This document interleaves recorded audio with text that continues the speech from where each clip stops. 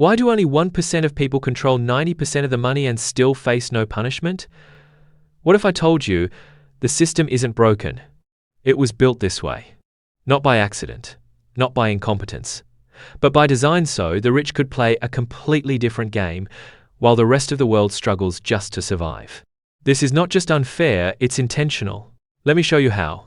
Welcome to the Deep Why, the place where we uncover the hidden truths behind wealth, power, and control.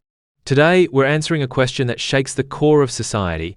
Why do only 1% of people control nearly 90% of the world's wealth and still face no consequence 7 when they manipulate the system?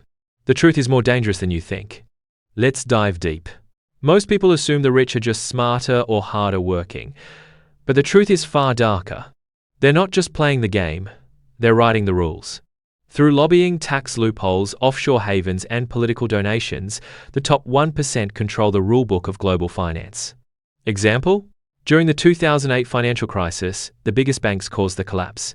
Millions lost their homes, jobs, and savings. But instead of going to prison, they got bailed out. Why? Because the same people who caused the disaster were sitting in the rooms deciding how to fix it for themselves.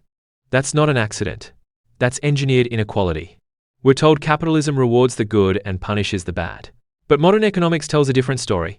Punishment is a privilege of the powerless. The ultra-wealthy don't get punished. They buy time. They buy silence. They buy power.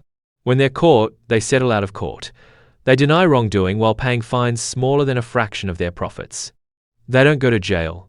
They go to lunch with senators. Here's the most dangerous part. The 1% control what you believe about money. They fund the schools. They sponsor the media. They create the narratives. So while they build empires with debt, ownership, and assets, we're told to save, work harder, and avoid risks. And even when they exploit systems or entire countries, we don't protest. We admire them. We call them self-made.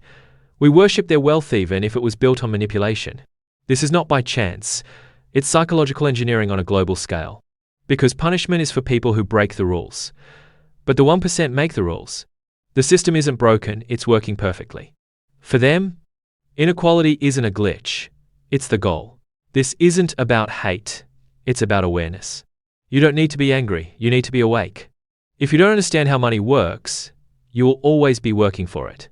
But if you study how the rich think, move, and build, you can escape the trap. Start learning how to own assets, not just earn a paycheck. Think long-term, not short-term. Build leverage, not labor. Because the real punishment is staying poor in a system designed to keep you that way. Subscribe to The Deep Why if you're ready to question the world and finally take control of your own.